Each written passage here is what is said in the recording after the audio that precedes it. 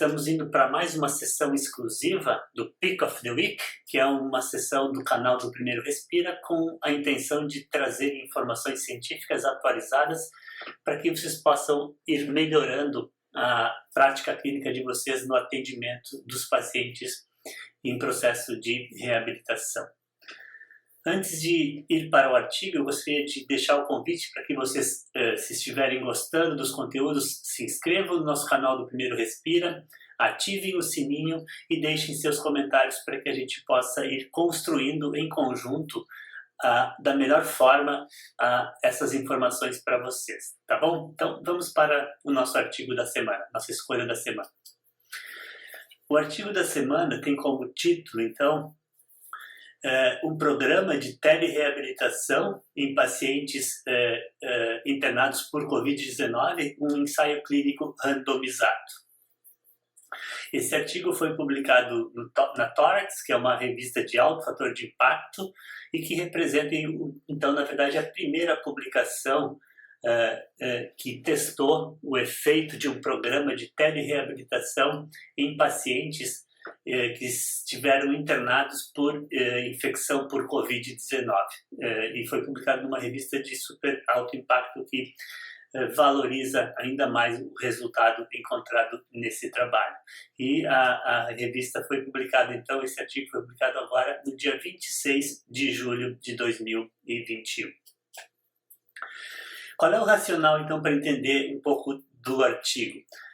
Sabemos que após a alta hospitalar, os pacientes com Covid-19 apresentam uma redução importante da função pulmonar, uma diminuição da sua capacidade funcional, uma redução bem importante também da força muscular periférica, e isso tudo acaba limitando as suas atividades de vida diária e reduzindo a sua qualidade de vida.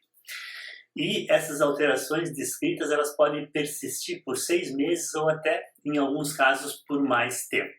Então, a pergunta a ser respondida por esse artigo é: será que um programa de telereabilitação é capaz de melhorar essas alterações presentes nesses pacientes após a alta hospitalar?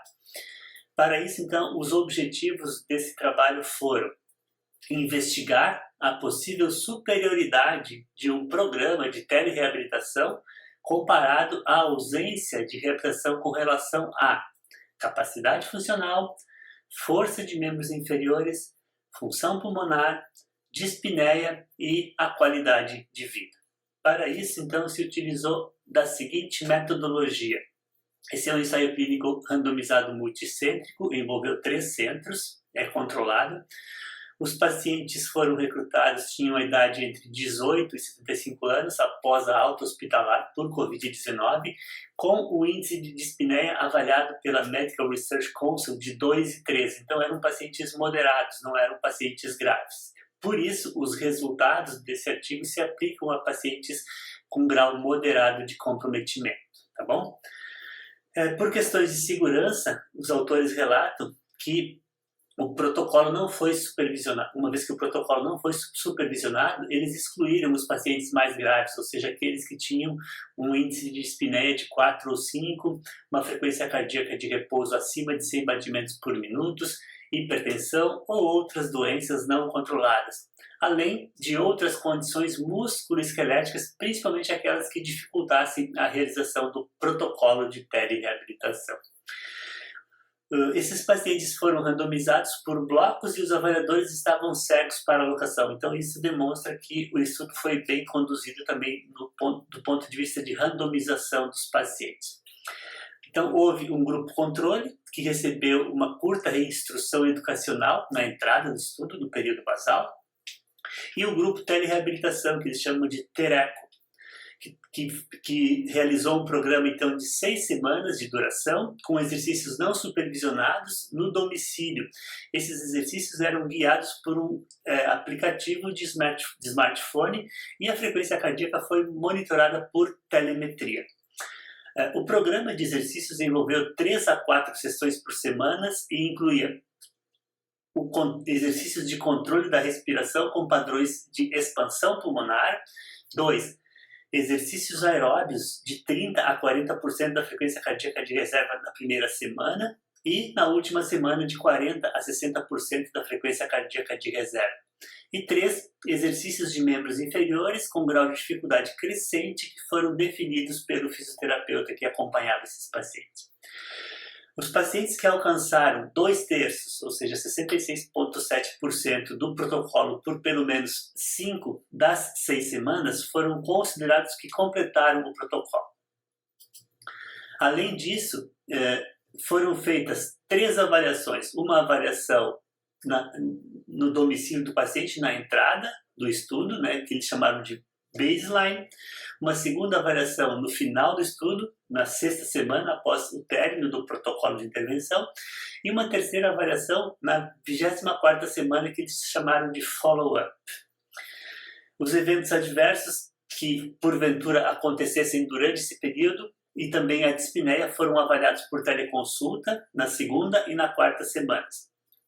O desfecho primário, o desfecho principal que eles avaliaram nesse programa foi a capacidade funcional avaliada pelo teste de caminhada de 6 minutos. Então, a distância percorrida no teste de caminhada de 6 minutos. Esse teste de caminhada de 6 minutos foi realizado ao ar livre, próximo ao domicílio do paciente ou então na última avaliação no hospital, seguindo todas as recomendações da European Respiratory Society e da American Thoracic Society.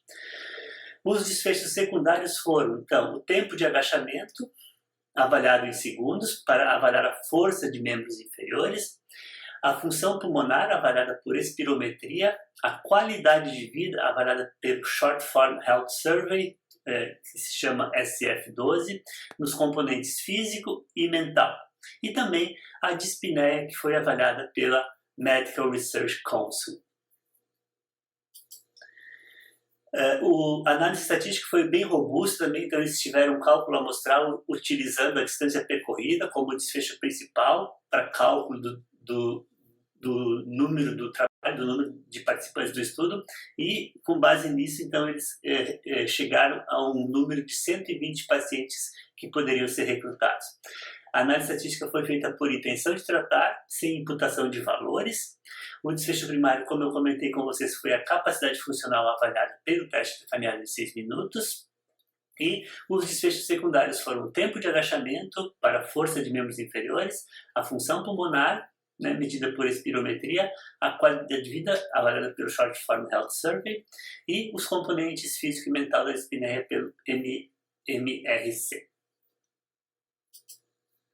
Aqui está mostrando, então, com relação aos resultados, o fluxograma do estudo. Foram, então, recrutados, após a análise dos prontuários da alta hospitalar, foram acessados 140 pacientes considerados elegíveis para o estudo. Desses, alguns foram excluídos por não cumprirem os critérios de inclusão e outras causas. Foram então randomizados ao final 120 pacientes. Desses 120 foram 59 no grupo que fez a telereabilitação e 61 no grupo que foi o grupo controle. Houve algumas perdas no caminho e, ao final do tratamento, foram analisados, então, no grupo telereabilitação 52 indivíduos e no grupo controle 60 indivíduos, no final das 6 semanas do programa de reabilitação. Na fase de follow-up, que foi a avaliação em 24 semanas, houve uma perda adicional de pacientes, então foram avaliados 50 indivíduos no grupo telereabilitação e 55 indivíduos no grupo controle. Houve algumas perdas nesse meio do caminho, então, na análise por intenção de tratar, ao final houve 59 indivíduos no grupo telereabilitação e na análise por protocolo houve 36 indivíduos no grupo telereabilitação. No grupo controle, na análise por intenção de tratar foram 60 indivíduos e na análise por protocolo foram 55 indivíduos. Aqui está mostrando então os resultados com relação ao desfecho principal, que é a distância percorrida no teste de caminhada. Vocês podem observar aqui, o grupo intervenção aumentou a distância percorrida após as 6 semanas de intervenção e essa distância se manteve maior no período de follow-up de 24 semanas de avaliação. Portanto, foi evidente que houve uma melhora da capacidade funcional avaliada pelo teste de caminhada nesses indivíduos que realizaram telereabilitação. Da mesma forma, o tempo de permanência na posição de agachamento, avaliado em segundos, foi maior nos pacientes que fizeram o programa de telereabilitação no final da 6ª semana e continuaram sendo maiores quando comparados com o grupo controle na 24ª semana de avaliação também. Avaliando, então, a força de membros inferiores foi maior também nesses pacientes. A qualidade de vida foi avaliada por 2 componentes, o componente físico e o componente mental. E aqui essa figura mostra, então, que no grupo que fez telereabilitação, o componente físico foi maior do que o grupo controle no período de 6 semanas após a intervenção e se manteve ainda maior no período de 24 semanas após a avaliação, mostrando, então, que o programa de telereabilitação foi capaz de avaliar, de melhorar a qualidade de vida desses pacientes, mesmo 24 semanas após a avaliação inicial. E também, com relação às variáveis de função pulmonar, todas as variáveis aumentaram nos 2 grupos e a única variável que foi diferente e somente no período de 6 semanas, no final da intervenção, foi a ventilação voluntária máxima. E após 24 semanas, então já não houve mais diferença nesse parâmetro que foi avaliado pela espirometria com relação à função pulmonar. E com relação à dispneia também houve, então, uma melhora na percepção de dispneia no grupo que fez telereabilitação ao final da intervenção e no período de follow-up, que foram as 24 semanas, não houve mais essa diferença, então, na sensação de dispneia, na sensação de falta de ar para esses pacientes. Portanto, esse estudo pode concluir que um programa de telereabilitação foi superior à ausência de reabilitação com relação à capacidade funcional, capacidade ao exercício, força de membros inferiores e componente físico da qualidade de vida. Somente foram observados efeitos a curto tempo na dispneia e na ventilação voluntária máxima, como eu comentei com vocês. E os efeitos da intervenção sobre a função pulmonar foram pequenos, da mesma forma que os efeitos no componente mental da qualidade de vida. Então, essas conclusões podem dizer que esse é o primeiro estudo, foi o primeiro ensaio clínico randomizado publicado que observou os efeitos da reabilitação e da telereabilitação, mais especificamente nos pacientes após a infecção por Covid.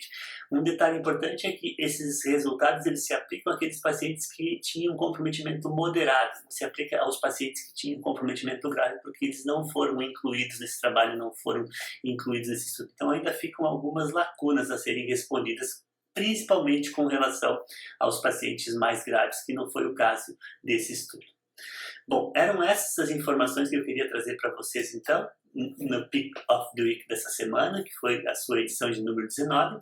E se vocês gostarem do assunto, nos sigam nas redes sociais, deixem seus comentários para que a gente possa ir construindo esse conhecimento de forma conjunta e dialogada com vocês. Muito obrigado pela atenção de todos e tchau, tchau.